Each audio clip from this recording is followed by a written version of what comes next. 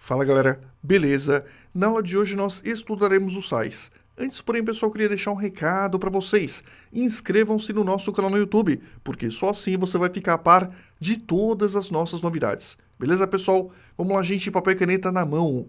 Notas iniciais. Esta aula é extremamente dependente de duas outras. A aula 5, que trata de ácidos e ânions, e da aula 6, que trata de bases. Estas duas aulas, ácidos e bases, lançam os fundamentos da nomenclatura para sais inorgânicos, tema da aula de hoje.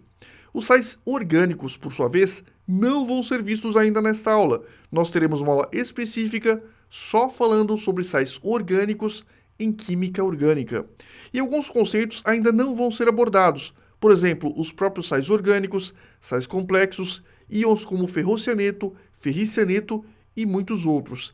Se você desejar prestar ITA, IME e outros vestibulares militares, o ideal é que você pesquise sobre esses ânions e a lógica de nomenclatura, eu já digo para vocês, que é a mesma ou muito parecida com aquelas que a gente vai aprender na aula de hoje. Ou seja, se você quiser se aprofundar para esses vestibulares, ainda assim você vai ter uma dificuldade muito menor se você assistir a aula de hoje. Exceto os sais normais e o bicarbonato de sódio, vai um aviso importante, a cobrança da nomenclatura não é tão comum nos principais vestibulares. Ou seja, normalmente, se você sabe só os sais normais e o bicarbonato de sódio, dificilmente o examinador vai ser tão chatinho a ponto de pedir aqueles sais com nomenclatura muito complexa. No entanto, é lógico, o bom senso impera, é interessante que se você puder, que você tenha o máximo de conhecimento possível para evitar quaisquer surpresas desagradáveis. E nota final, a parte descritiva dos sais, o que é a parte descritiva? A parte que a gente fala sobre a natureza, a obtenção, a aplicação, etc. Ela é muito ampla. Exatamente por isso, a gente vai discutir um pouco nesta aula, mas nós teremos uma aula específica em química descritiva, onde a gente vai falar um pouquinho mais sobre sais. Mas é importante que você saiba que não dá para falar tudo. Então é lógico que, se você puder complementar esse material através de outras leituras, é importante para você dominar mais o assunto, beleza? E vamos lá, gente, obtenção. Para efeito de nomenclatura, a gente vai considerar que os sais são oriundos da reação entre ácido e base. Conforme a gente viu na aula passada, ácido mais base dá origem a sal e água. Por exemplo, se eu reajo aqui ácido clorídrico com soda cáustica, um ácido e uma base, eu vou ter como resultado um sal, no caso cloreto de sódio, mais uma água. E agora, pessoal, vem a parte chave. Eu quero que você perceba que se nós admitirmos que todo sal é proveniente de um ácido e de uma base, como esses dois caras nós dominamos a nomenclatura, facilmente nós dominaremos a nomenclatura desse cara também. Ou seja, se você sabe a nomenclatura de ácidos e sabe a nomenclatura de bases, você vai ter pouquíssima ou quase nenhuma dificuldade para a nomenclatura de sais. Agora vamos deixar uma coisa clara. Nós temos aqui um ácido mais uma base, formando um sal e uma água. Isso não quer dizer que essa é a única forma de se obter um sal. Inclusive, o sal de cozinha que você come não veio necessariamente da reação de um ácido e de uma base. A gente sabe que as maiores fontes de sal para a gente, deixando claro, o sal de cozinha, vem dos oceanos ou também de depósitos de salgema. Além disso, pessoal, esta não é a única reação química que produz um sal. Por exemplo, se eu reagir um metal mais um ácido, tipicamente eu vou obter um sal mais hidrogênio. No entanto, só para frisar, para fins exclusivos de nomenclatura, para facilitar nossa vida, pensando apenas na nomenclatura, é muito mais simples a gente imaginar que todo sal é proveniente de uma reação de um ácido e uma base, o que torna todo o processo de dar nome a esse cara muito mais didático. Continuando, pessoal, vamos lá então. A gente viu que ácido e base dá sal e água, não é nenhuma surpresa para vocês. Eu quero que vocês percebam agora que da mesma forma que as bases, os sais, na maior parte das vezes, são substâncias iônicas, e pela definição de Arrhenius, quando você pega um sal, por exemplo, o cloreto de sódio, e coloca esse cara em meio aquoso, ele vai liberar no mínimo um cátion diferente de H+, e um ânion diferente de OH-. Ou seja, pega esse cara, joga na água. O que você vai obter? Um cátion e um ânion.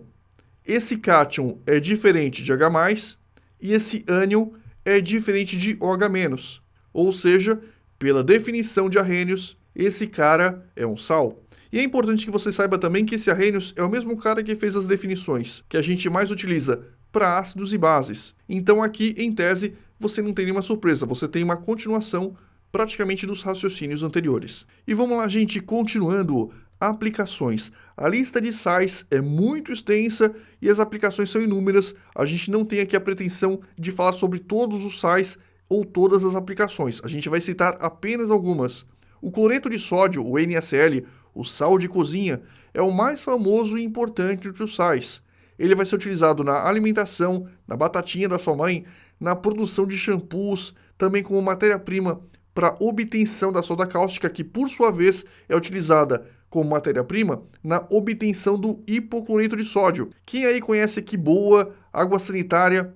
Inclusive existem várias outras marcas, Globo, Cândida. Pois é, a água sanitária nada mais é do que uma solução de hipocloreto de sódio. E para o consumo humano, o sal de cozinha ele recebe uma carga de iodo. E para que serve essa carga de iodo? Justamente para evitar o bócio, que é uma doença que afeta a tireoide. A seguir nós temos o NaCO3, o hidrogênio carbonato de sódio, mais famoso como bicarbonato de sódio. Ele é muito utilizado na culinária como componente de fermentos, cremes dentais, antiácidos e até mesmo, pessoal, extintores de incêndio, porque esse cara, em algumas reações, produz gás carbônico, que é um gás que naturalmente ajuda a extinguir as chamas. E nós temos o CaSO4, sulfato de cálcio. Esse cara, por sua vez, é utilizado na construção civil, em hospitais, por exemplo, na imobilização de fraturas e em ambientes escolares. Pergunto, quem é que nunca viu um giz na vida? O giz é feito de sulfato de cálcio. E o NaNO3, por curiosidade, nitrato de sódio, vai ser utilizado como fertilizante, conservante em enlatados, ele deixa as carnes mais vermelhinhas, e explosivos também. Já foi utilizado, inclusive, esse cara para diminuir o desejo sexual em prisões e quartéis. Olha que legal. Ou não, né? Propriedades. Os sais vão ser substâncias iônicas, conforme eu já disse para vocês. E lógico, justamente pelo fato de ser uma substância iônica, na maior parte dos casos, eles dissociam, quando são iônicos, em meio aquoso. Da mesma forma que as bases, eles conduzem eletricidade quando fundidos. Nas aulas anteriores, a gente viu que as bases, no estado sólido, elas não eram condutoras de eletricidade. Ou seja, se você tinha lá um bloco de, digamos, hidróxido de sódio, colocava 2 fiozinhos, aquele hidróxido de sódio não permitia a condução elétrica. Agora, se você pegava aquele mesmo hidróxido de sódio, ou seja, a soda cáustica, e derretia e mergulhava os 2 fiozinhos elétricos, você percebia, por exemplo, o acendimento de uma lâmpada. A mesma coisa acontece com o sal de cozinha ou os outros sais. Na maior parte dos casos, eles são substâncias iônicas, mas eles não conduzem corrente elétrica no estado sólido. Você precisa colocar o sal ou em meio aquoso ou derretê-lo para que possa haver condução de eletricidade. Nesse aspecto, é muito parecido com a base. Outra coisa, a gente costuma dizer também que os sais têm sabor salgado, o que nem sempre é verdade. Existem sais, pessoal, que possuem sabor amargo, notadamente o iodeto de potássio, sulfato de magnésio, cloreto de césio. E, inclusive, existem sais, olha que absurdo, que possuem sabor adocicado, como, por exemplo, o etanoato de chumbo e o etanoato de berílio. E eu digo para vocês, calma, isso é apenas uma curiosidade. Jamais prove qualquer substância citada aqui, porque, inclusive, pode provocar sua morte. Não prove nada aqui. E a maior parte dos sais iônicos é sólida em temperatura ambiente, inclusive com altos pontos de ebulição e fusão. O sal de cozinha, por exemplo, ele funde a 801 graus Celsius e ferve, olha que absurdo, a 1465 graus Celsius. É muita coisa. Tem gente que quando pega o sal de cozinha e coloca na frigideira fala: meu, isso nunca vai derreter. Realmente não vai derreter nas condições normais de uma cozinha doméstica. E nesse aspecto, os sais eles são muito parecidos com as bases, que também, na maior parte das vezes, são compostos iônicos e que precisam de altíssimas temperaturas para fundir e ferver. E vamos lá, gente, nomenclatura dos sais normais. Olha só, vamos começar com as nomenclaturas. Os sais normais, eles vão ser os mais importantes e comuns entre os sais. Exatamente por isso, é importantíssimo que você domine a nomenclatura, pelo menos para os sais normais, porque elas costumam cair tanto nos vestibulares convencionais quanto no Enem. Então, olha só, nós temos aqui o ácido clorídrico, HCl, o hidróxido de sódio, NaOH. Esses dois caras você já conhece das aulas anteriores. O que que nós temos? O Na daqui sai, entre aspas, junta com esse Cl e ocorre a formação do cloreto de sódio e água. Como é que a gente lê um sal? A nomenclatura vai seguir essa lógica. Nome do ânion, de nome do cátion. Então nós temos NaCl. No caso, a gente vai ler, entre aspas, de trás para frente. Qual que é o nome deste ânion? O nome deste ânion é cloreto. Qual que é o nome deste cátion? Esse cátion é o cátion sódio. Portanto, cloreto de sódio. Olha aqui embaixo. NaCl. O Na+ é o cátion sódio. O Cl- é o ânion cloreto. Cloreto de sódio. Agora a pergunta que você vai fazer. Nerk, como é que você sabe que esse ânion se chama ânion cloreto? Simples, porque esse ânion cloreto é proveniente do ácido clorídrico. O ácido clorídrico, se vocês lembram bem, ele é um hidrácido, ele não tem oxigênio na molécula. E a terminação dele é hídrico. Como a terminação dele é hídrico, a terminação do ânion que ele gera vai terminar em eto, ou seja, ácido clorídrico, ânion cloreto. Inclusive, pessoal, eu deixei aquela frase para vocês. Mosquito corajoso mordeu o bico do pato e é por isso que o espeto é cilíndrico. Espeto, terminação eto, hídrico, conforme a gente viu na aula de ácido. Se você não lembra, daqui a pouco eu vou fazer um pequeno repeteco, mas é importante que você veja essa aula de ácido, para ter um pleno domínio do assunto. Então, olha só, NaCl, nome do ânion, de nome do cátion. O nome do ânion é cloreto, o nome do cátion é sódio. Como a gente lê de trás para frente, cloreto de sódio. Tá aqui para vocês. E vamos lá, gente. Nomenclatura dos sais normais para NOx fixo. Para que a gente possa realizar a nomenclatura e montarmos a fórmula correta, são necessários os seguintes passos. Primeiro, o nome correto e o NOx do ânion, que a gente viu na aula de ácidos, o NOx do cátion, que a gente viu na aula de bases, C, cruzar as cargas, que a gente também viu na aula de bases, e D, simplificar quando possível. Seguindo esses 4 passos, você consegue obter a nomenclatura de qualquer sal normal. Então vamos ver como exemplo a nomenclatura para o sulfato de sódio. Olha só, sulfato de sódio. A primeira coisa que eu pergunto é, qual é o NOx do cátion sódio? Mais 1, então coloca só mais. Como que a gente representa o sulfato? SO4. Qual que é o NOx do sulfato? 2-. Então nós temos para o cátion sódio, Na+, para o sulfato, SO4, 2-. Nerk, como é que eu vou saber que o SO4, 2- é o ânion sulfato? Simples. Esse cara, o ânion sulfato, ele é proveniente do, muito bem, você lembra, do ácido sulfúrico. O ácido sulfúrico, ele perde 2 hidrogênios. Qual que é a fórmula do ácido sulfúrico? Antes de mais nada, H2SO4. Quando ele perde os 2 hidrogênios ionizáveis, e cada hidrogênio tem carga mais 1, qual é a carga resultante do ânion sulfato? Bom, ele perde 2 hidrogênios, mais 1. Para compensar, esse cara tem que ser -1, ou seja, -2, 2-. E o sódio, como é da família 1A, antiga nomenclatura, hoje chamada de grupo 1, possui NOx mais 1. Então, maravilha, Na mais 1, SO4, 2-. O que eu vou fazer? Vou pegar o Na+, e depois o SO4, 2-. E agora eu vou utilizar a velha regra que nós aplicamos em bases. Eu vou cruzar as cargas. Uma vez que você sabe o símbolo e a carga, acabou o problema. É só cruzar. Pega esse 1, joga para cá. Pega esse 2, joga para cá. Como ficou 1 aqui embaixo, não precisa colocar. Fica só o SO4. E como foi 2, ficou Na2. Logo, Na2SO4. De novo. cruza as cargas. Aqui é mais, significa que é mais 1. Então aqui embaixo, joga esse cara para cá, fica 1. Esquece o sinal. 2, joga esse cara para cá, fica 2. Logo, nós temos Na2, SO4. Tranquilo? Bem tranquilo, espero eu. Exemplo 2, vamos encontrar agora a fórmula do sulfato de cálcio. Bom, o ânion sulfato a gente acabou de ver que é o SO4 2-. O cálcio, ele é do grupo 2, NOx mais 2. Uma vez que a gente já saiba disso, é só cruzar de novo as cargas. Nós temos Ca2, SO4 2. Eu estou apenas falando o número. Estou desconsiderando o sinal. O que a gente vai fazer, pessoal? Pega esse 2, joga para cá. Pega esse 2, joga para cá. Só que eu quero que você perceba uma coisa importantíssima. Item D, nós podemos simplificar os índices.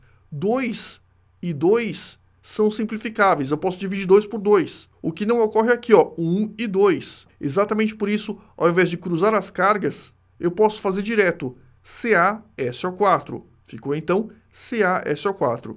Se fosse, por exemplo, 3 e 3, de novo, 3 e 3 dá para simplificar um pelo outro. Se fosse 3 e 3, eu novamente cortaria o 3 com 3, seria CaSO4. 5 com 5, mesma coisa, e assim por diante.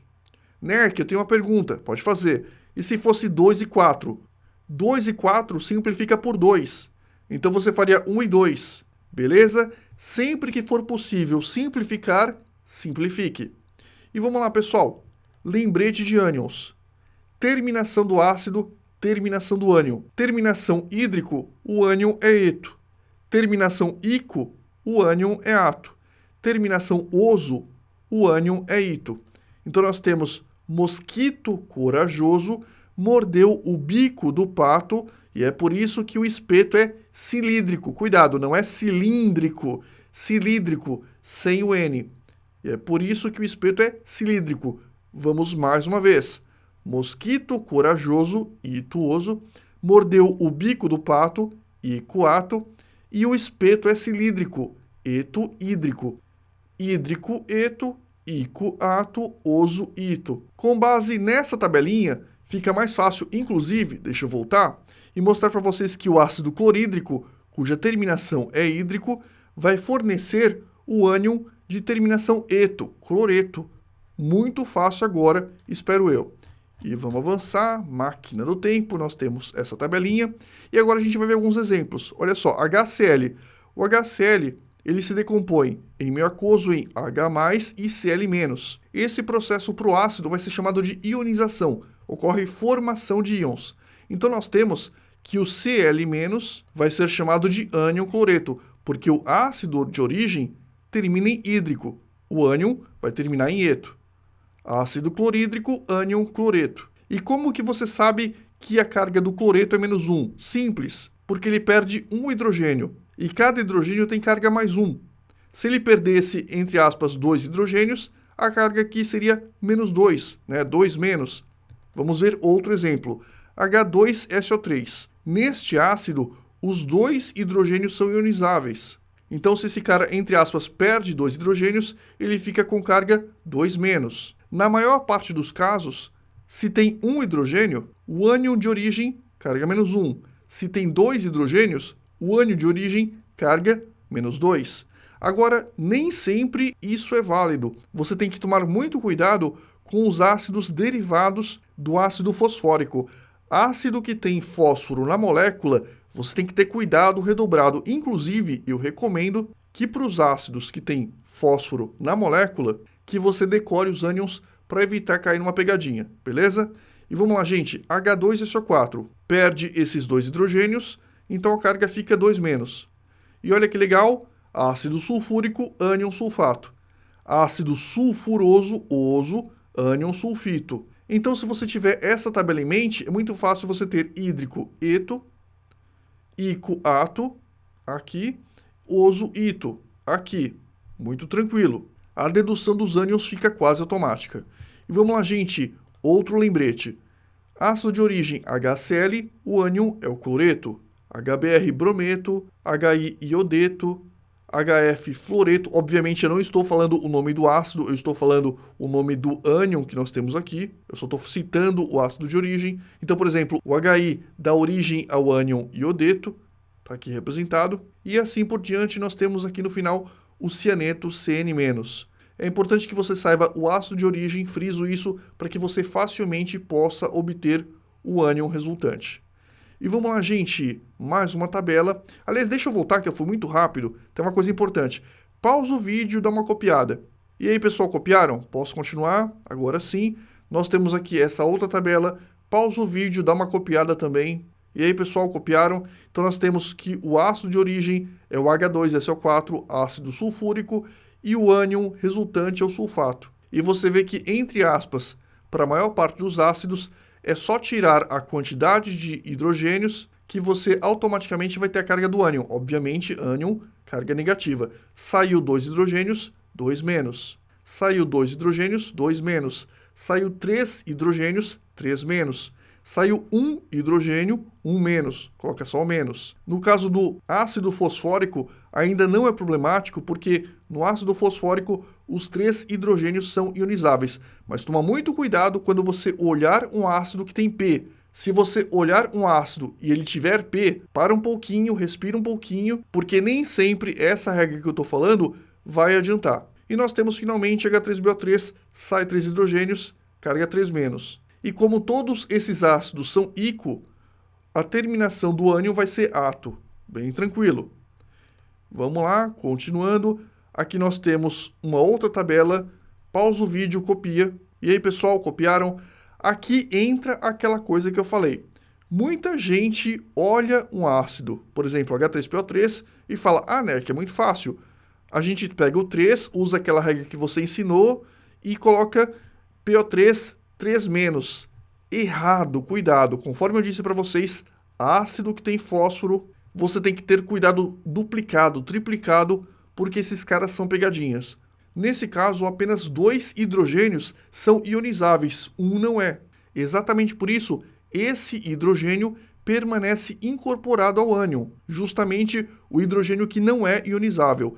No caso do H3PO2 também. Inclusive, esse caso é pior que esse, porque ele possui 2 hidrogênios que não são ionizáveis, só um hidrogênio é ionizável. Por isso que a carga dele é -1. Exatamente por isso, friso, eu no seu lugar decoraria esse caso e os respectivos ânions obtidos, principalmente se você for prestar um vestibular mais complexo, como por exemplo FUVEST ou ITA. Para o Enem, eu acho que sinceramente dificilmente eles vão cobrar isso de vocês. E para o HClO2, HClO, perdeu um, -1, sem crise alguma. Continuando, pessoal, vamos lá então.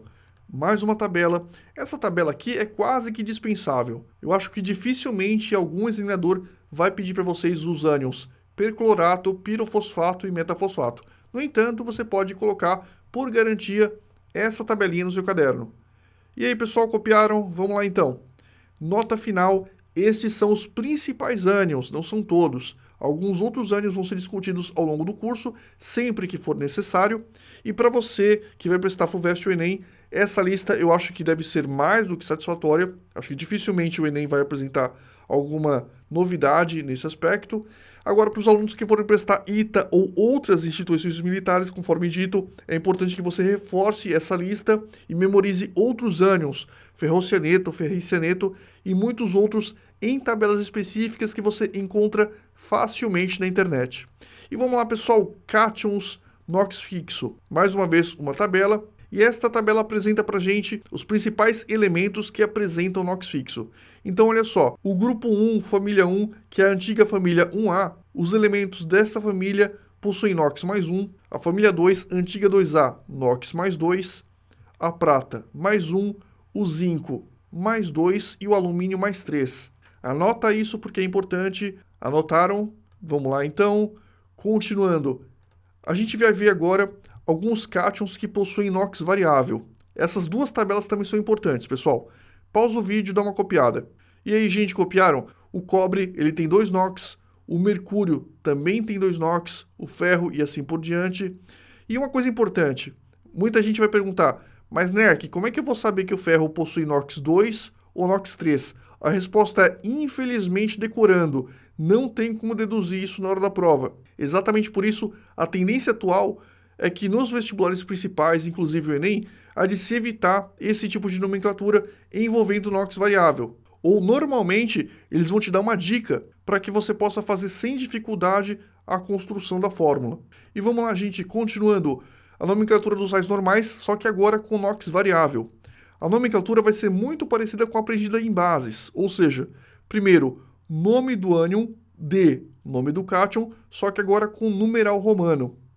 Agora, no caso de você ter apenas dois valores para o NOx, nome do ânion, D, nome do cátion, mais a terminação oso para o menor NOx, ou nome do ânion, D, nome do cátion, mais a terminação ico para o maior NOx. Eu sei que você não entendeu, deixa eu mostrar essa tabelinha. No caso, o cobre possui dois NOx, mais um e mais dois. Como o cobre possui apenas dois NOx, mais um e mais dois, isso significa que eu posso utilizar tanto a primeira nomenclatura quanto a segunda nomenclatura. Agora, no caso, deixa eu voltar, do manganês, ele possui 3 NOx. Isso significa que para esse elemento específico, para sais envolvendo esse cara, eu só vou poder utilizar a primeira nomenclatura, porque ele possui mais de dois valores. Olha só, ele possui 1, 2 e 3. Ele possui NOx 2, NOx 3 e NOx 4. Isso significa que eu não posso utilizar essa nomenclatura que apresenta apenas dois NOx, porque essa nomenclatura só é válida para elementos que possuem dois NOx. Beleza? Foi claro? Então vamos lá. Quais são os elementos que possuem dois NOx aqui? Praticamente todos, exceto o manganês.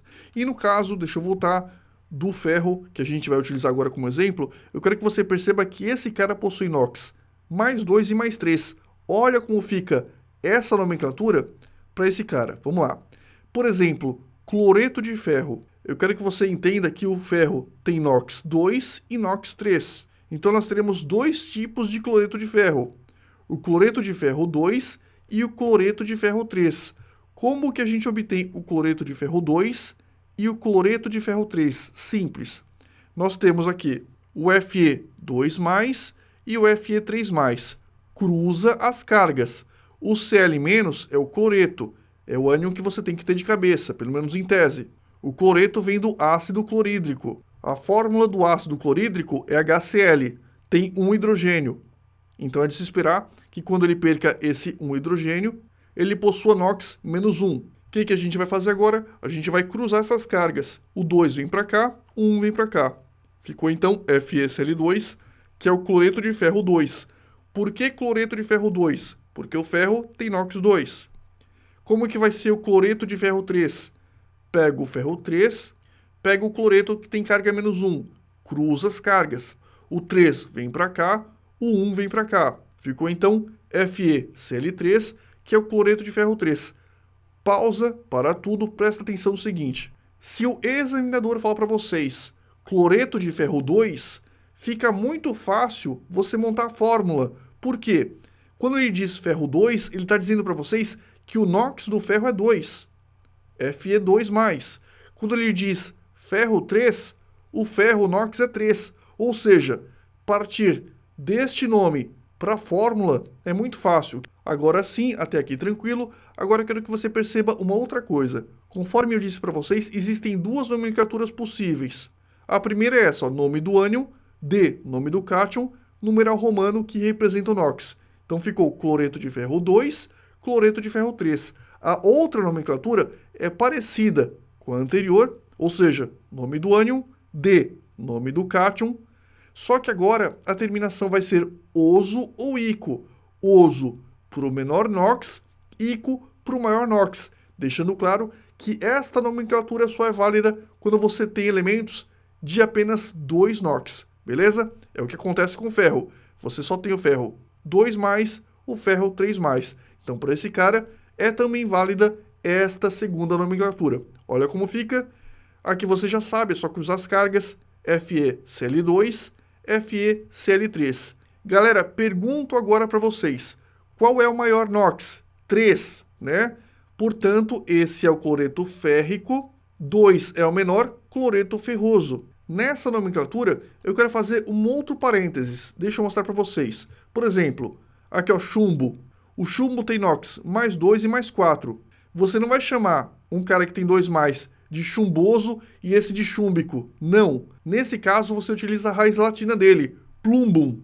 Ou seja, você vai ter plumboso e plúmbico. Para o cobre, pessoal, não é cobroso e cúbrico. Vai ser cuproso e cúprico. Cuproso para o menor, cúprico para o maior. Para o ouro, auroso e áurico. Beleza? Continuando, pessoal, vamos lá. Exercício 1. Pausa o vídeo e tenta fazer. E aí, pessoal, fizeram? Nós temos aqui NaNO3. NO3 é o nitrato, Na é sódio, nitrato de sódio. PO4. PO4 é o quê? Fosfato. É só você lembrar do ácido de origem. NO3. Quem que é o ácido de origem desse cara? HNO3. Ácido nítrico dá origem ao ânion nitrato. PO4. Ácido fosfórico dá origem ao fosfato. Então nós temos o fosfato de cálcio. Muito fácil. CO3. Ácido de origem é o ácido carbônico. Carbonato. No caso, carbonato de prata. ClO3, nós temos clorato, clorato de cálcio, carbonato de cálcio, sulfato de lítio, fosfato de zinco, ClO, hipoclorito, porque o ácido de origem é o ácido hipocloroso. Então ficou hipoclorito de sódio. Perceba que se você souber o ácido de origem, ou mesmo se você quiser, se você decorar o ânion, a nomenclatura fica muito fácil. E vamos lá, continuando, exercício 2. Vamos lá, pessoal. Dê a fórmula dos sais normais abaixo, para NOx fixo. Pausa o vídeo e tenta fazer. E aí, pessoal, fizeram? Nós temos aqui o nitrato de sódio, Na+, NO3-. O nitrato é o NO3-, porque ele vem do ácido nítrico. E o sódio, como ele é do grupo 1, tem NOx mais 1. O que eu vou fazer? Cruza as cargas. Ou como é 1 e 1, simplifica NaNO3. Fosfato de cálcio, muito fácil. Fosfato, pessoal, vem do ácido fosfórico. O ácido fosfórico é H3PO4. Ele perde os 3 hidrogênios, fica com carga 3-. Então ficou PO4 3-, e o cálcio, como ele é do grupo 2, antiga família 2A, NOx mais 2. Cruza as cargas, porque não dá para simplificar. O 3 vem para cá, o 2 vem para cá. Ficou, então, esse 3 para cá, Ca3. Esse 2 para cá, PO4, 2. Não esqueça, cuidado com isso, porque muita gente erra. Tudo isso aqui é o ânion. Então, quando você fala PO4, 3-, esse 3- é a carga desse grupinho. Então, quando você faz esse 2 indo para cá, significa que nós vamos ter 2 vezes esse grupinho. Então, vai ficar Ca3, PO4, 2. Beleza? Carbonato de prata. Você tem o carbonato, que vem do ácido carbônico. O ácido carbônico tem fórmula H2CO3, perde 2 hidrogênios, fica com carga 2-. Prata, a gente sabe que tem NOx mais 1. Não dá para simplificar. Cruza as cargas. Vai ficar, então, 1 vem para cá, o 2 vem para cá. Muito fácil.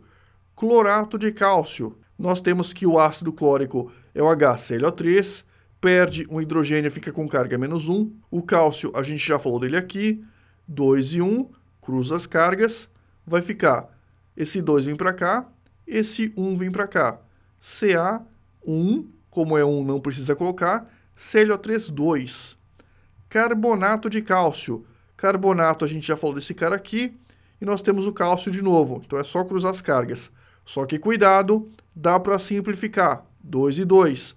Então é direto. CaCO3. CaCO3. Sulfato de lítio. O Li, a gente sabe que é mais 1, do grupo 1, antiga família 1A. E o SO4, 2-, a gente já falou dele, não falou ainda. Então vamos lá. O SO4, pessoal, esse cara vem do ácido sulfúrico, é o ânion sulfato. H2SO4. Como ele perde 2 hidrogênios, 2-. Ficou então SO4, 2-, e aqui nós temos mais 1, né? O que a gente faz? 1 vem para baixo, 2 vem para cá. Ficou então L2SO4. Fosfato de zinco. Galera, zinco tem que saber que é mais 2. O fosfato, já falei dele? Já falei dele aqui. Então nós temos o 3 vem para cá, o 2 vem para cá, porque 2 e 3 não dá para simplificar. 3 vem para cá, Zn3, PO4, 2. Ficou essa coisa monstruosa. E o hipoclorito de sódio, ClO-, porque ele vem do ácido hipocloroso, HClO, perdeu um hidrogênio, carga negativa -1, né? E o Na, a gente já falou desse cara aqui, então é mais um. Então a gente tem mais um, menos um, pode cortar, pode simplificar, ficou direto NaClO, hipoclorito de sódio. E aí, quem acertou, parabéns, muito bem. E vamos lá, gente, exercício 3, agora para NOx variável, infelizmente tem que saber o NOx, só que se o examinador der sulfato de cobre 2, sulfato de cobre 1, ele foi uma mãe. É muito fácil fazer isso aqui. E aí, gente, fizeram? Vamos lá. Sulfato de cobre 2, adivinha o NOx do cobre? 2. Sulfato de cobre 1, qual que é o NOx? Mais 1. Muito bem. Sulfato, a gente já falou disso no quadro anterior, só relembrando, ele vem do ácido sulfúrico, perde 2 hidrogênios, porque o ácido sulfúrico é H2SO4, perde 2 hidrogênios, fica com carga 2-. Mais 2 menos 2, dá para simplificar, ficou direto CuSO4, CuSO4. E aqui nós temos o sulfato de cobre 1, mais 1, o SO4 2- é o mesmo aqui. O que a gente faz? Agora cruza as cargas, o 1 vem para cá, o 2 vem para cá. Como é 1, não precisa colocar, e como é 2, lógico, coloca. Ficou então CO2SO4. Sulfato cúprico e cuproso. Galera, cúprico, maior NOx, cuproso, menor NOx. Só que, infelizmente, quando cai assim, você tem que saber que o cobre tem NOx mais 1 e mais 2. Cúprico, então, é o maior, mais 2. Cuproso é o menor, mais 1. Novamente, né, só cruzar a carga, CuSO 4, e aqui CO2SO4, bem fácil. Clorato ferroso e clorato férrico, de novo, infelizmente tem que saber o NOx. O ferro tem NOx mais 2 e mais 3, o mais 3 é o maior, o mais 2 é o menor. Clorato ClO3-, vem do ácido clórico, o ácido clórico é o HClO3, perde um hidrogênio, logo ficou ClO3-. E agora é só cruzar as cargas porque não dá para simplificar. 2 vem para cá, 1 vem para cá, ficou então Fe1, como é 1 não precisa colocar, ClO3-2, está aqui para vocês. E o clorato férrico, o ferro tem carga mais 3, ClO3- é o mesmo cara daqui, cruza as cargas, ficou então Fe1, ClO3, o 3 vem para cá, ClO3-3. E aí, galera, quem acertou tudo? Parabéns! E vamos lá, continuando. Hidrogênio-sais. Agora a gente vai para um pouco de teoria. A gente já viu que a reação de neutralização total que ocorre entre um ácido e uma base vai permitir a formação de um sal normal e água. Então, por exemplo, quando você mistura ácido sulfúrico e hidróxido de sódio, olha a reação que você tem. Ácido sulfúrico, hidróxido de sódio, você vai ter a neutralização total, vai ocorrer a formação do Na2SO4, que é o sulfato de sódio, mais 2 águas. Maravilha! Só que eu quero que você perceba que nós temos uma parte de hidrogênio reagindo com 2 partes de hidróxido de sódio. Ou seja, eu preciso do dobro de moléculas de soda cáustica em relação ao ácido sulfúrico para que ocorra uma neutralização total. Maravilha! Agora, vamos supor que a gente faça uma outra reação, só que agora reagindo na proporção de 1 para 1. Olha o que vai acontecer. Então, uma parte de H2SO4 mais uma parte de NaOH, você vai perceber que não vai ocorrer a neutralização total. O que vai acontecer agora? Note que ocorreu a formação de um sal que possui um H no meio da molécula. E esse sal que antigamente era chamado de sal ácido, hoje ele é chamado de hidrogeno-sal. Um sal com, entre aspas, um hidrogênio no meio. Nesse caso, nós temos o hidrogeno sulfato de sódio. Muito fácil, olha só. Sulfato, sódio. Você tinha aqui, ó, sulfato de sódio. Agora você tem hidrogeno sulfato de sódio, muito fácil ainda. E agora vem um detalhe que você não tinha como saber. Eu quero que você perceba que esse HSO4 é originário do ácido sulfúrico. E o ácido sulfúrico, galera, ele é o quê? Ele é um diácido. O que é diácido? Ele possui 2 hidrogênios ionizáveis. Sempre que o hidrogênio sal obtido tiver, entre aspas, como pai, um diácido, ele pode ter na nomenclatura o prefixo bi, ou seja, O hidrogênio sulfato, ele pode ser chamado simplesmente de bisulfato. Bisulfato, no caso, bisulfato de sódio, né? Que eu não entendi. Então, de novo. Nós temos aqui um sal que é proveniente da reação de neutralização parcial entre um ácido e uma base. Até aí, tranquilo. Na primeira reação, nós tínhamos ácido e base, ocorreu a neutralização total. Você tem aqui um sal neutro, um sal normal, Na2SO4, e uma água, tranquilo até aqui. Nesse caso, a neutralização não foi total, você tinha um excesso de ácido, ou se você preferir, você tinha uma falta de base. E lógico, essa reação permitiu a formação de um outro sal, dessa vez um sal ácido, que é o NaHSO4, e a gente vai descobrir a nomenclatura desse cara. Como esse cara é um hidrogênio sal, é fácil descobrir porque ele tem um H no meio da molécula, a gente pode chamar esse cara de hidrogênio sulfato de sódio. Novamente você lê de trás para frente, agregando o hidrogênio. Hidrogênio sulfato de sódio. O hidrogênio sulfato, como ele é proveniente de um diácido, como é que você sabe que é diácido? Porque tem dois hidrogênios ionizáveis. Ele pode ser chamado também de bi, ou seja, eu posso trocar o hidrogênio por bi, fica bisulfato de sódio. Beleza? Agora sim, eu acho que você não vai ter grandes dificuldades nisso. E agora a gente vai ver outros exemplos frisando aquilo que eu disse. Quando o hidrogênio sal tiver como origem um diácido, ele poderá receber o prefixo bi, que é justamente o que acontece, por exemplo, quando você tem um ácido carbônico reagindo com a soda cáustica. O que você tem? Nessa reação, novamente uma reação de neutralização parcial, você tem a formação do hidrogênio carbonato de sódio, e como o hidrogênio carbonato é proveniente do ácido carbônico, que é um diácido, esses dois hidrogênios são ionizáveis, eu posso novamente chamar o hidrogênio carbonato, simplesmente trocar esse prefixo por bi, fica então bicarbonato de sódio. Outro exemplo, H2SO4 mais NaOH.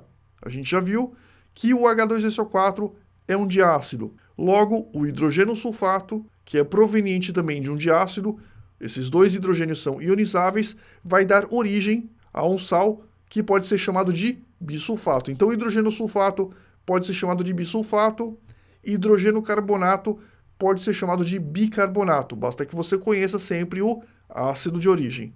Continuando, pessoal, bicarbonato de sódio. O bicarbonato de sódio, galera, é o mais importante entre os hidrogenossais e é muito utilizado na fabricação de antiácidos e também de fermentos. Como antiácido, muita gente pergunta, ué, mas como que o bicarbonato de sódio pode agir como antiácido? Simples. Ele permite a formação de ácido carbônico. E o ácido carbônico, como a gente bem sabe, é um ácido instável. Ele se decompõe em H2O e CO2, gás carbônico.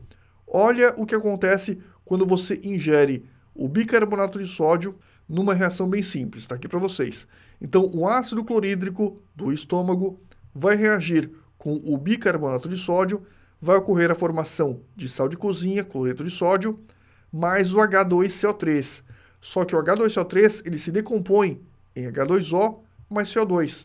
E esse CO2 que é formado é o que gera o famoso arroto. Pois é, quando você toma lá o seu antiácido depois daquela boa feijoada, aquele gás maravilhoso que é exalado, naturalmente eu estou falando do gás que sai por cima, o arroto, ele é constituído essencialmente de gás carbônico. Lógico, várias outras impurezas que dão aquele aroma característico, né? Mas vamos parar de falar disso, senão muita gente vai vomitar. Essa é a reação que ocorre. Galera, o que eu quero que você perceba? O meio antes era ácido, ácido clorídrico. Você tem agora NaCl. NaCl é um sal normal, ele é neutro. Água também, o CO2 escapa do sistema. Ou seja, graças ao bicarbonato de sódio, o meio tende a ser mais neutro e acaba com aquela queimação. Vamos lá, hidroxissal. De forma similar ao que acontece com os hidrogenossais, os hidroxissais vão ser provenientes da reação de neutralização completa, só que agora com excesso de base. Então, olha só, a gente vai ver agora uma reação de neutralização total.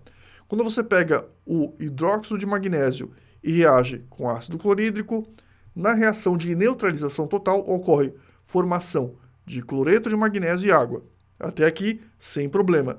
Você vê que você tem uma parte de magnésio para duas de ácido clorídrico. Obviamente, a gente está falando em proporções molares, não se preocupa agora com isso, nós teremos uma aula específica sobre o assunto. A mesma reação agora a gente vai ver com neutralização parcial, ou seja, com excesso de base. Olha o que vai acontecer. Então você tem o mesmo cara, MgOH2, o mesmo ácido, só que agora reagindo de 1 para 1. O que você tem? A formação de um cloreto de magnésio, só que com OH. Ou seja, eu tenho agora o monohidroxicloreto de magnésio. O mono indica a presença de apenas um hidroxi. Então, quando é mono, eu não preciso colocar, posso ir direto, chamar isso aqui de hidroxicloreto de magnésio. Tranquilo? Bem tranquilo, espero eu. E vamos lá. A gente vai ver agora alguns outros exemplos de hidroxissais. Galera, é muito fácil.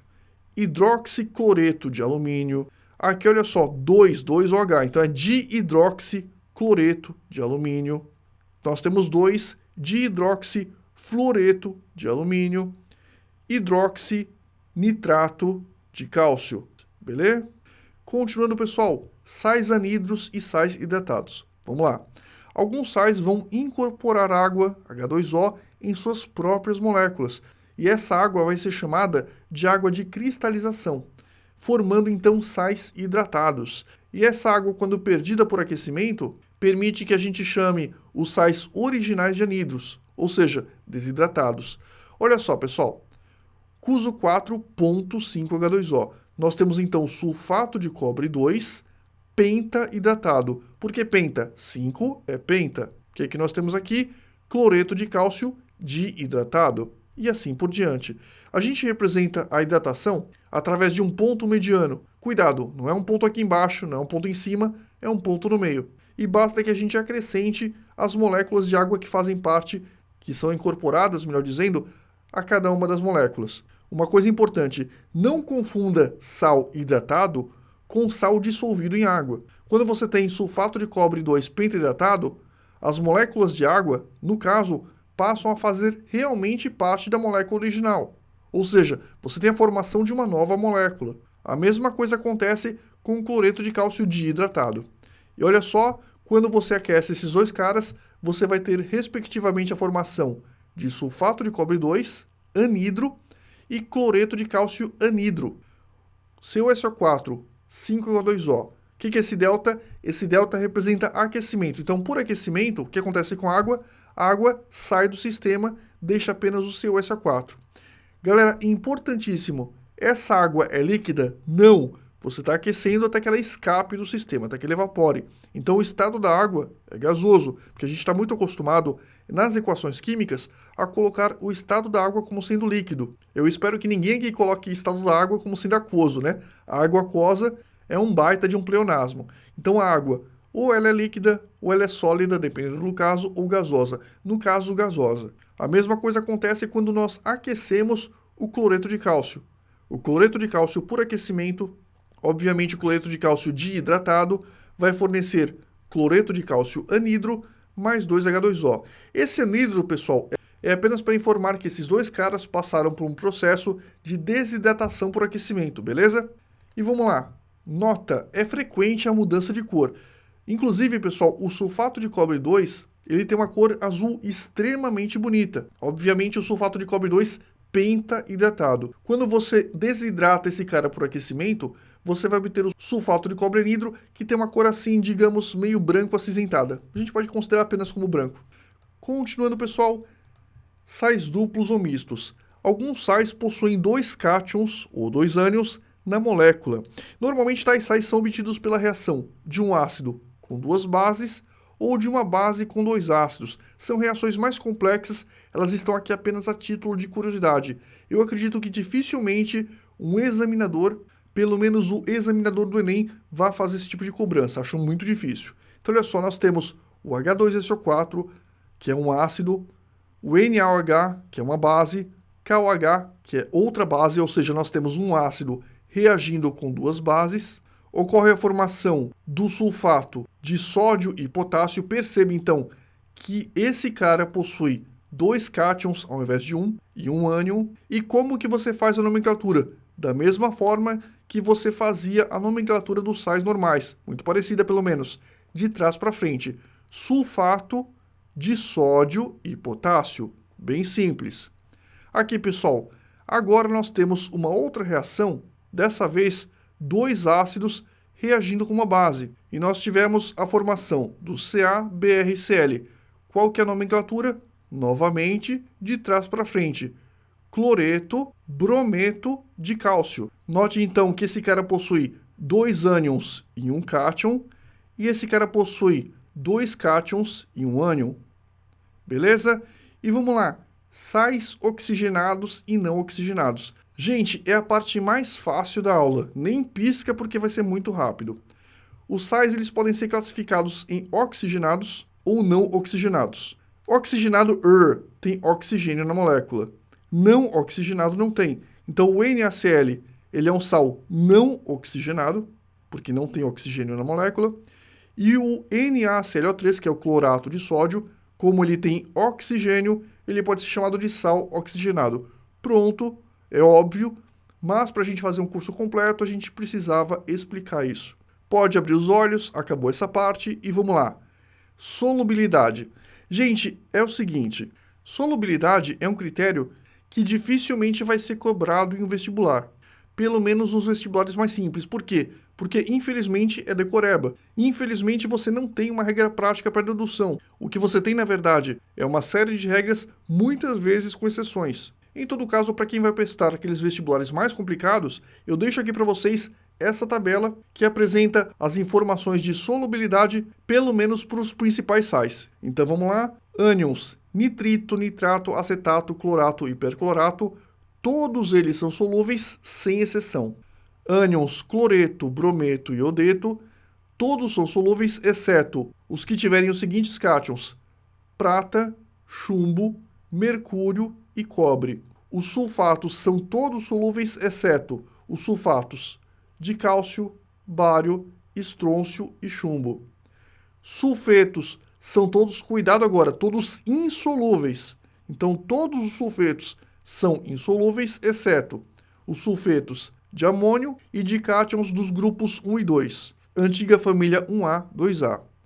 E os carbonatos e fosfatos são todos insolúveis, exceto os de amônio e os do grupo 1, antiga família 1A. Então tá aqui para vocês essa tabelinha. Se você vai prestar algum curso concorrido, infelizmente tem que memorizar. Mas, insisto, não é a tendência dos grandes vestibulares atuais, principalmente o Enem. Ufa, beleza, pessoal? Valeu então!